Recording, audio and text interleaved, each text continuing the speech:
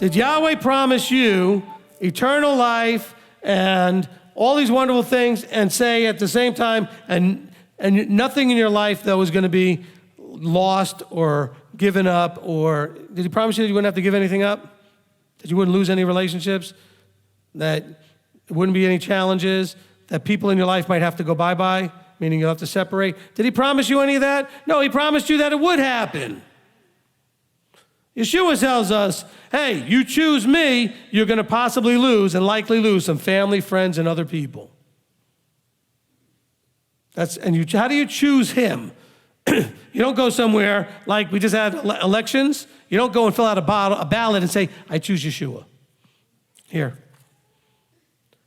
You don't do that. How do you show you're choosing him? By your choices. By your submission, by your obedience. That's how you show you chose him. But doing that will put you at odds with family members and with friends and coworkers and employers and employees, etc. And that's going to make you uncomfortable. It's going to be awkward, inconvenient. And some of you are going to make the wrong choice, and you're going to protect the relationships instead of protecting the relationship that you have with him. You're going to protect the relationship you have with all those people, or some of those people.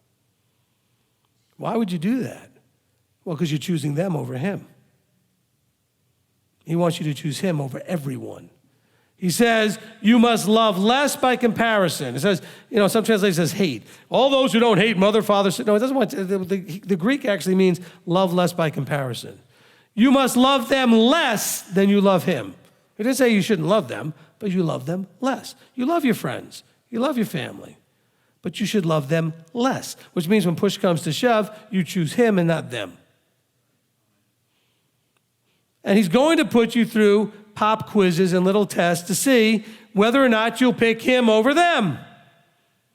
This is a time of year when that's going to come up a lot for some people, especially if you're new. Family members are going to ask you to come to Christmas dinner, or they're going to ask you to get involved with some other things that have to do with the holidays coming up. Those things that we don't do anymore, the Christmas stuff. And you're going to have to make decisions about getting involved in these things to whatever level you get involved.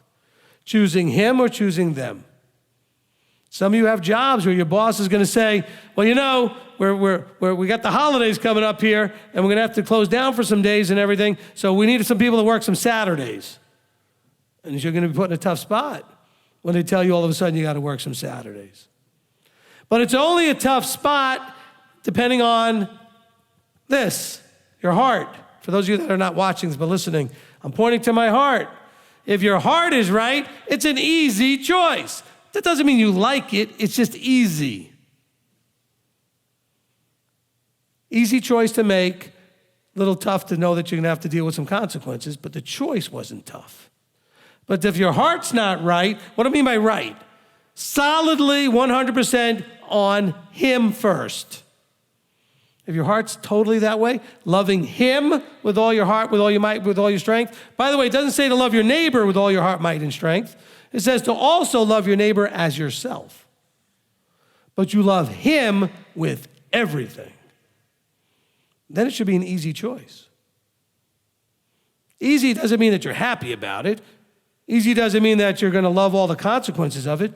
But the choice was a no-brainer. It's just, that's it. Sorry, can't do it. No, done. Easy choice.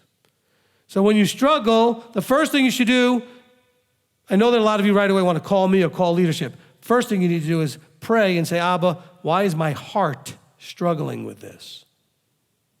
Because even if your heart is struggling with it and you haven't prayed and you haven't dealt with the heart issue, even if you call one of us, if your heart's still struggling and not right, whatever I tell you is still not going to help because you're still not going to do it.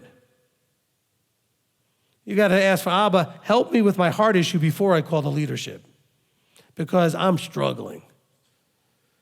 My heart is hurting because of the choice I know I need to make and I don't want to make it. You got to make some tough choices. You see that all throughout scriptures, people having to make tough choices.